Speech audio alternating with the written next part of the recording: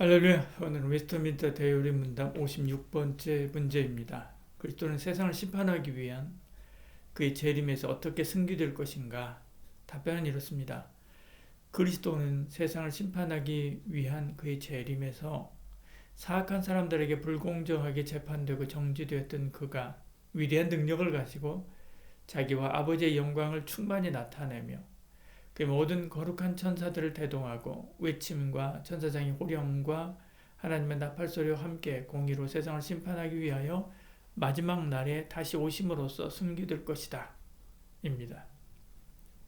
우리는 계속 예수님의 승리에 대한 말씀을 나누고 있습니다. 그 중에 오늘은 재림에 대한 말씀입니다. 답변은 앞서 이야기했듯이 예수님의 심판하러 다시 오시는 것은 악한 사람들에게 불의하게 심판받고 정죄받으신 분이 마지막 날에 큰 권세로 다시 오신다는 말씀입니다. 그때 주님이 하나님으로서 영광과 권위를 가지고 하나님 아버지의 영광을 드러냈지요. 그때 주님은 거룩한 천사들을 대동하고 호령과 천사장의 소리와 하나님의 나팔 소리를 내며 화려하게 재림하셔서 공의로 세상을 심판하신다는 것입니다. 우리가 익히 알고 있는 그런 것을 말하죠. 하나하나 살펴보겠습니다. 그리스도는 세상을 심판하기 위한 그의 재림에서 사악한 사람들에게 불공정하게 재판되고 정죄되었던 그가 그렇게 시작하지요. 예수님은 악한 사람들의 시기와 불신으로 미움당합니다. 불공정한 재판을 받으시지요. 산헤드린에서 거짓 증인과 증거로 주님께 사형을 선고합니다. 빌라도는 유대인들이 무서워서 무죄한 줄 알면서도 정치재판으로 사형을 선고하지요. 물론 주님은 12영이나 되는 하늘의 군대를 동원할 수 있었습니다. 그러나 그러지 않고 우리를 위해 십자가에서 죽기를 자처하시지요. 우리 죄를 위해 모든 고난과 죽음을 감당하십니다. 예수님으로 인해 우리가 다시 살게 되었지요. 그런데 주님의 사형은 우리를 위해서 죽음으로 끝나지 않습니다.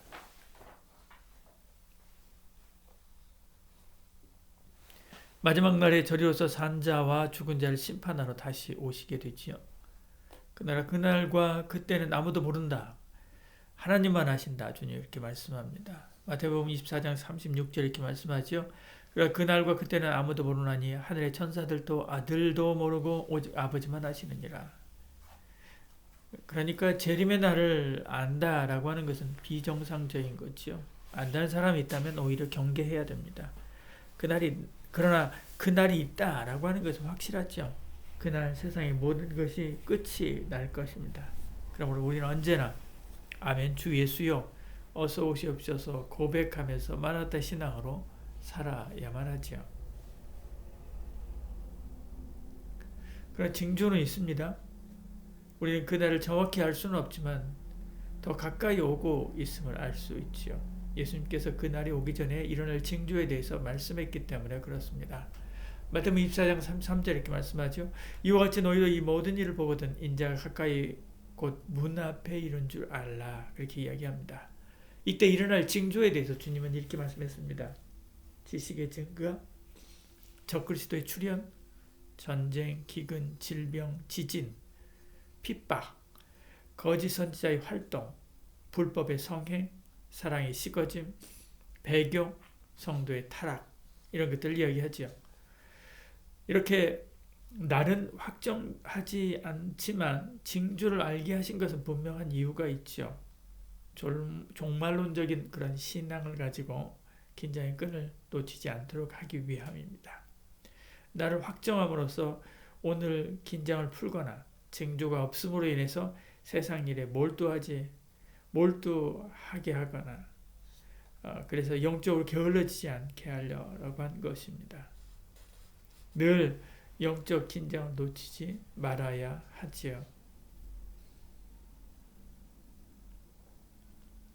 그러면 이 종말의 시기가 가까우면 가까울수록 우리는 무엇을 해야 되는가? 그렇다고 그런 징조와 현상에 두려워할 것 전혀 없습니다. 이단들은 종말이 일어날 징조를 가지고 협박하죠. 그러나 거짓 선지자들의 미혹에 넘어가지 않도록 조심해야 합니다.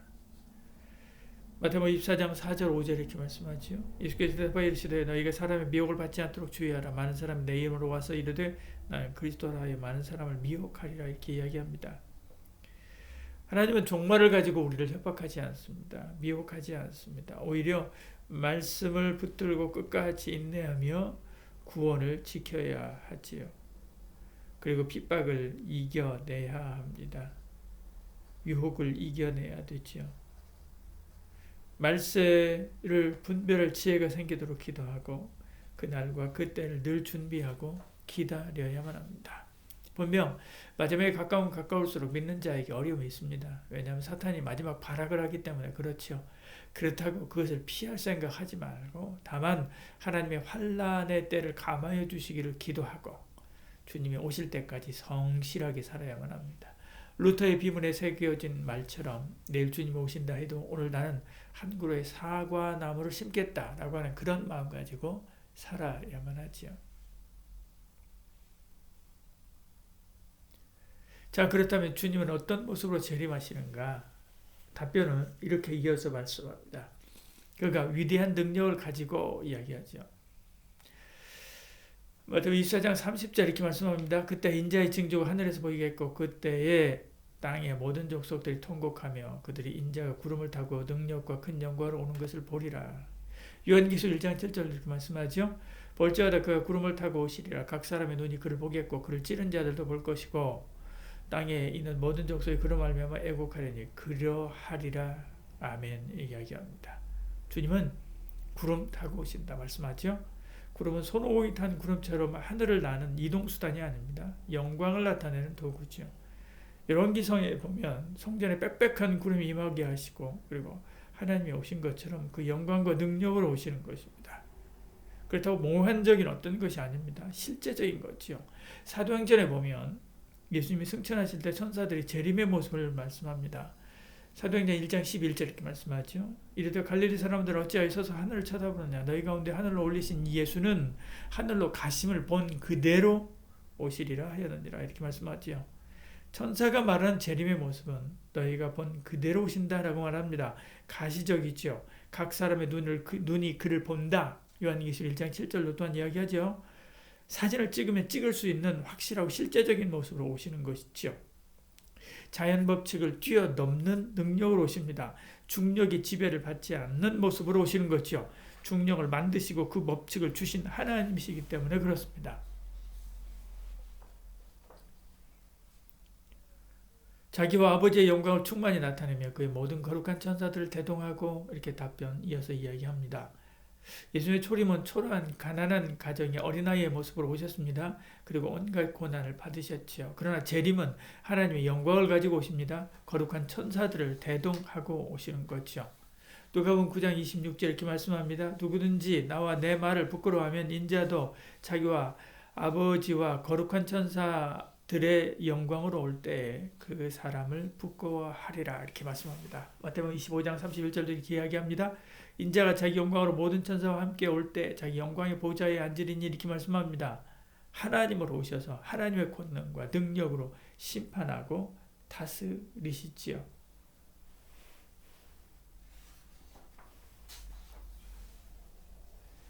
외침과 천사적인 후렴과 하나님의 나팔소리와 함께 또 이어서 답변 이야기합니다.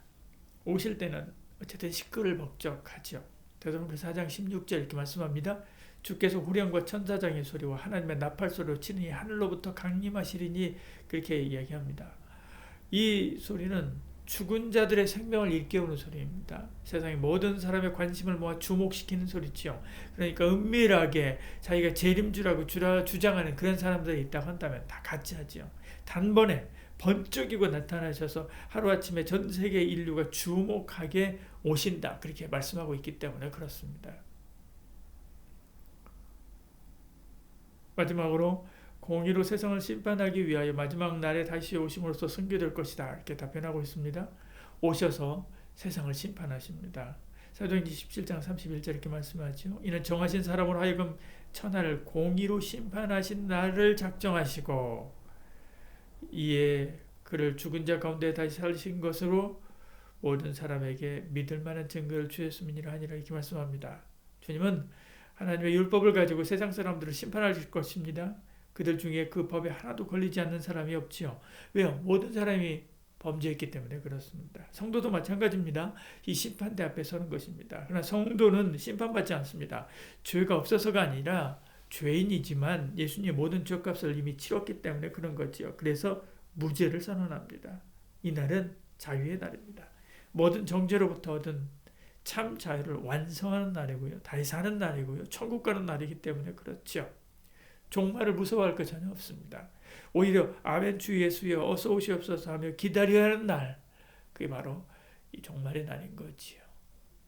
기도하겠습니다.